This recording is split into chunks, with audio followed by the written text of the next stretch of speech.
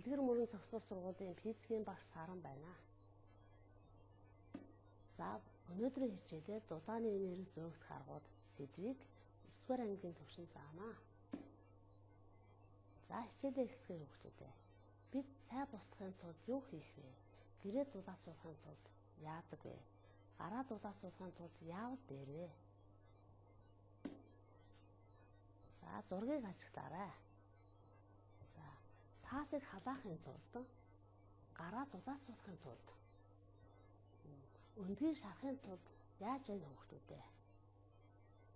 За аливаа биеийн температурыг ихсгэхийн тулд тэр бид ямар нэгэн энерги өгөх хэрэгтэйг та бүхэн харсан байхаа. За бие нь бодисоос тогтдог. Бодис нь хатуу, шингэн, хийн гэсэн 3 төлөвт байдаг. Эдгээр бид дулаан өгөөд хэрхэн халдаг юм болоо? За дээрх асуултанд хариулахын тулд өмнөх хичээлээ сэргээн санацгаая. Бидний өдөр тутам хэрэглэдэг ус, данхан дотор ус байна. За усны хатуу төлөвийг бид мөс гэдэг. За мөсний хувьд бөөмөн загвараар тайлбарлах юм бол хатуу биеийн бөөмсүүд нь харилцан өөрчлөлт ихтэй учраас хатуу бие нь бат бөх байдаг. Харилцан өөрчлөлт их учраас бат бөх байдаг. Бат бөх. Мөн зөвхөн байрлалын орчим хэлбэлзэх хөдөлгөөн хийнэ. Хэлбэлзэн хөдөлгөөн.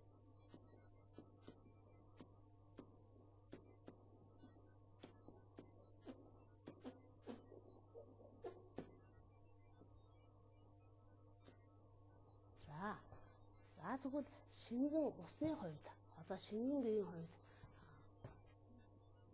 бөөмсүүд нь хэлбэлзэх ба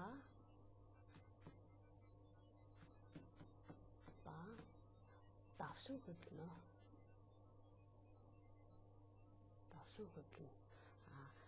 Хатуу биеийг ботход сэр байна. Тэр харилцан өөрчлөлт хатуугаас арай бага.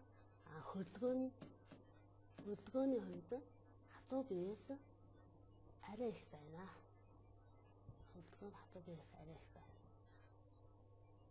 За усны хийн төлөв ус ууршаад уур болно. Тэгвэл хийн хувьд бөөмсүүд хоорондын харилцан өөрчлөлт бага байдаг. Харин хөдөлгөөн эмх замбраагүй хөдөлгөөн хийдэг.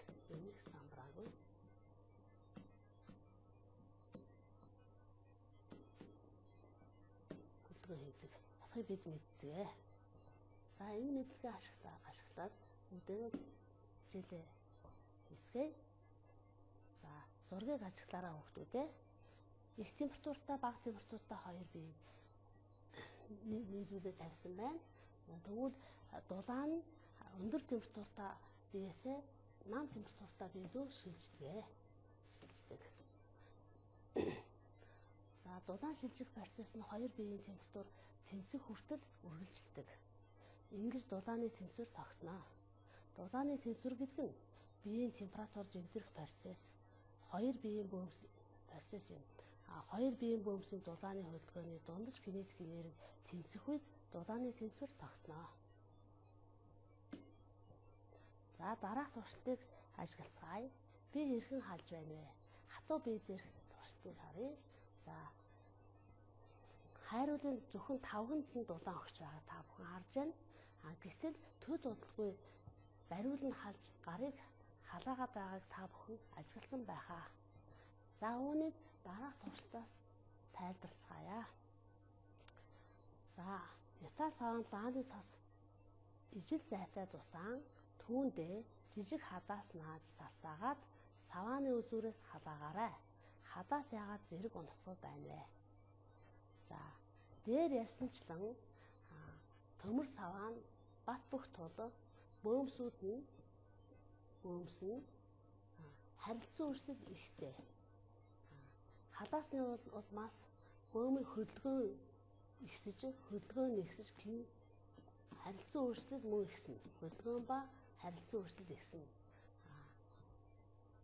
Дөлний дээрх бөөмсийн харилцан өөрчлөлт ихсэж дараах бөөмсүүдтэй харилцан үүснэ. Тэрний дараахтай гэх мэтлэнгээр харилцан үүснэл дараачихтад амж харилцан үүснэ. Бөөмсүүд нь байраа сэлгэхгүй тул дараачихгаа та харилцан үүснэл дамжсаар хадаасууд дараалан унж байгаа та бүхэн ажиллаж байна. За тэгвэл бөөмсийн харилцан үйлчлэлээр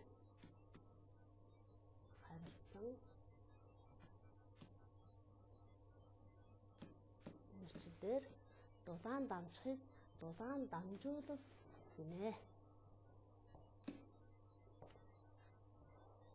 За туршилт 2-ыг ажиглацгаая.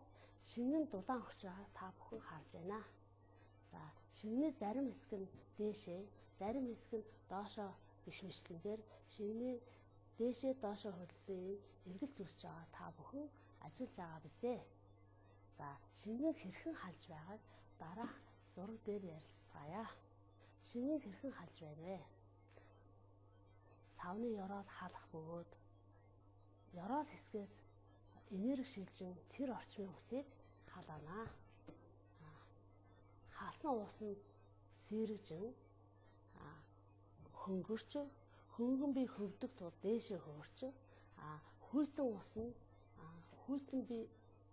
нь ягт тул ягт бие нь хүнд байх учраас хүнд бие живдгийн учраас доошлно. Ингэж халуун ус дээшээ, хүйтэн ус доошоо, халсан дээшээ, хүйтэн доошоо гэх мэтчлэнгээр дээшээ доошоо гэсэн энэ халуун хүйтэн шингэний урсгал үүсдэг. Ингэж урсгалаар дулаан шилжихийг бид шилжиж байгаа та бүхэн ажиглаж байна. За дараагийн зургийг ажиглацгаая. Тасгаан дэх агаар хэрхэн халж байгааг харъя. Парны орчим агаар хална. Халснаар нягт нь багасна. Нягт бага болохоор хөнгөн байна гэсэн үг. Хөнгөн бие нь хөвдөг учраас дээшээ хөөрнө. Хүйтэн нь нягт ихтэй, их тул хүнд байна. Хүнд бие доошилдог. Ингэж мөн халсан агаар дээшээ, хүйтэн агаар доошоо гэх мэтлэн агаарын дээшээ доошоо гэсэн хөдлөх урсгал үүсэж байна. Ингээд хийдчиг шингэнд ч тийм ээ халуун хүйтэн агаарын шингэний тийм ээ урсгал үүсдэг. Ингэж хий шингэний урсгалаар дулааны энерги зөөгдөхийг конвекц гинэ. За туршилт 3-ыг ажиглацгаая. За та бүхэн нарнаас гэрэл тусч байгааг харж байна. Нарны гэрэл хүн дээр тусч термометрийн заалт дээшилж байгааг та бүхэн харж байгаа байхаа. Тэгвэл гэрлэр мөн дулааны энерги дамждгийг та бүхэн харлаа. Ингээд гэрлэр дулаан дамжуулахыг цасралтын аргаар дулаан дамжих гинэ. За гараа хэрхэн дулаацуулах вэ гэж бид ярьсан. Тэгвэл гараа дөлний дээр байрлуулбал хурдан хална. Учир нь одоо дөлний дээр байрлуулахад дээр байгаа агаар нь халсны улмаас дээшээ сэрэг болж хөнгөрнө.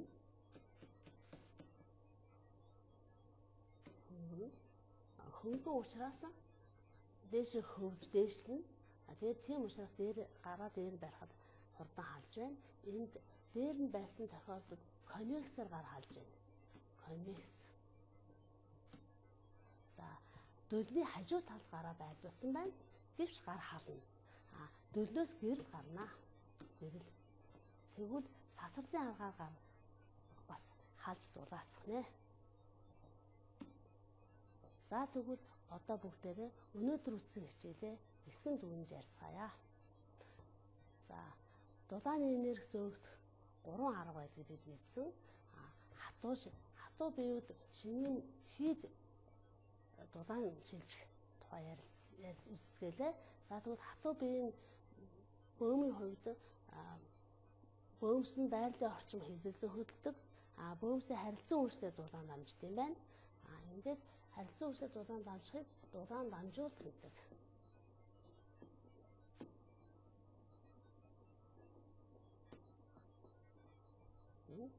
Шингэний бөөмс нь хэлбэлзэх ба давших хөдөлгөөн хийн. Давших хөдөлнө. Хийн бөөмс нь эмх замраагүй давших хөдөлнө. За эндээс аль нь давших хөдөлнө гэдэг нь эндээс ажиглах юм бол бөөмс нь сэлгэж хөдөлнө гэсэн, байраа сэлгэнэ гэсэн үг. Байраа сэлгэсний улмаас хий шингэний урсгал үүсдэг. Ингэж хий шингэний урсгалаар дулаан зөөгддөг. Үүнийг бид нэр конвекс гэж мэдж авлаа. Конвекс гэж нэрлэдгийг мэдж авлаа. За хатуу шингийн хий ямар ч биеийн хувьд дулаан цацралын аргаар буюу гэрлээр дулаан шилжиж болно гэдэг нь. За зургийг ажиглаад бүгдээрээ ярилцъя. За энэ талд нь өдөр, энэ талд нь шөнө байгаа та бүхэн харж байна. Өдөр нарны гэрлээр цацралын аргаар газрын гадаргуу хална. Цацралын аргаар газрын гадаргуу хална. Халсан гадаргуугаас шөнө гадаргуу орчмын агаар нь сэрэгжин хөнгөн болно. Тийм учраас сэрэг агаар дээшээ хөдлөнө. Хөнгөн болсон нь хөвдөг учраас дээшлэнэ. Ингэж энэ шөнө болохоор конвекцээр дулаан дамжна.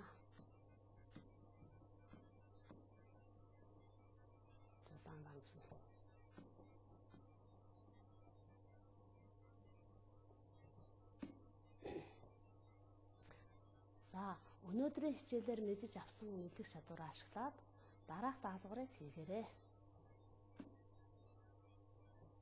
За даалгавар 1 нь дулаан зөөгдөх аргуудыг зөв харгалзуулаарай.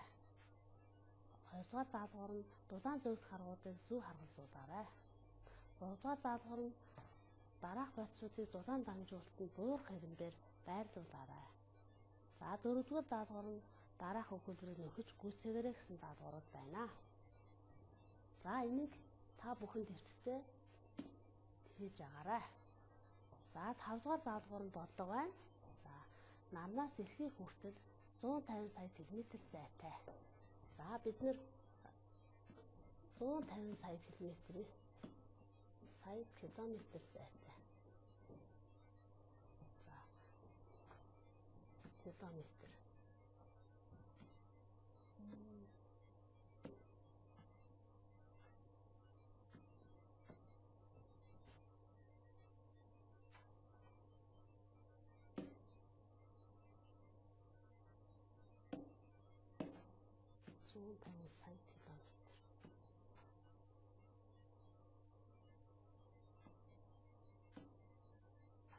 За хугацаа нь болохоор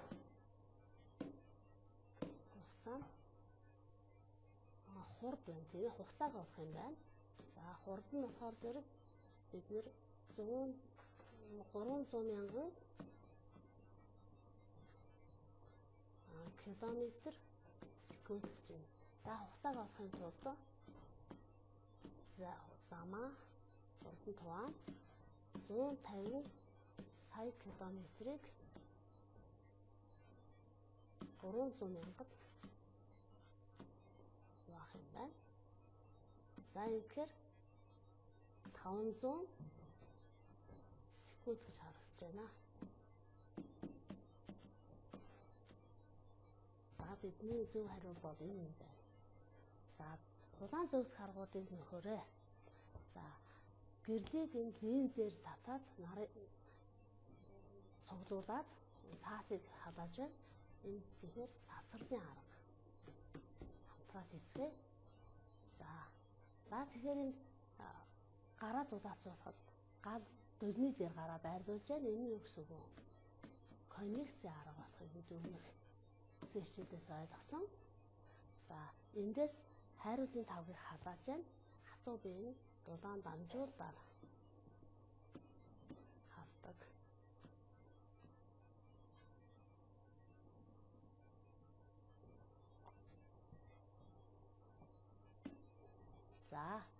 За өмнөх даалгавруудаа бүгдээрээ шалгацгаая.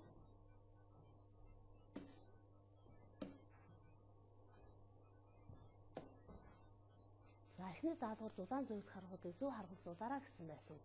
За хайруудын 5-г нь аль аргаар нь халдаг байх хүмүүстээ дулаан дамжуулалтын аргаар халдаг. Газрын гадар нь цацалдаар халдаг. За тулгаад яваарай. Дагтаа цайн конвексор хална. Машины эд ангин үртээс халж болно. За дулаан зөвгт харгуудыг зөв харгалзуулаарай гэж байна. За үртээс би халдаг. Энэ нь бисийн харилцан үйлчлэлээр би хална. Дулаан дамжуулалт гэдэг нь бөөмсийн харилцан үйлчлэлээр дамждаг. Цасралын арга гэдэг нь хий шигний урсгалаар. Цасралын арга гэдэг нь конвекц. За яаж гэрлээр дулаан дамжих гэдэг. За эндээс ажиглаж байна. За дараагийн даалгавар. Дараах бодисуудыг дулаан дамжуулах буур хэрэн байранд байрлуулаарай. За хамгийн сайн дулаан дамжуулалтын зис байна. Дараа нь төмөр орно. Тэрний дараа ус орно. Тэрний дараа ноос орно. За энэ байралтай байна. За дараах өгүүлбэрийг нөхөж гүйцээгээрэй гэж байна. Хайруудын 5-ны бариулыг хунцраар хийдэг. 5-ыг нь металлаар хийдэг.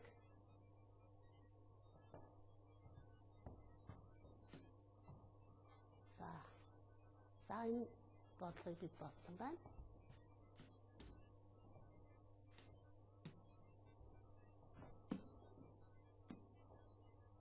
За өөрийгөө шалгасан хүмүүстээ за хэр зэрэг зүйл хийсэн байна. Өөрийгөө дүгнээрээ юу аа. За гэрийн даалгавар. За дараах туршлагыг хийгээд үзээрэй. Хэрэглэгдэх зүйлс нь за ойролцоогоор 8 см талтай дөрвөлжин цаас авна. Үзүүлсэн харанд аваарай. За та бүхэн би дөрвөлжин цаасаа аваад гүйцэтгэх дараалал нь дөрвөлжин цаасыг диагоналын дагуу нуглаад за ор гарт сайн гэж нугалчихна. За тэгээд цаасны голыг олж харандааны авсан харандаа үзүүлэлттэй харандааныхаа үзүүлэлт тогтоогоод дор нь байрлуулад дороо алгаа за ийм байрлалтай болно.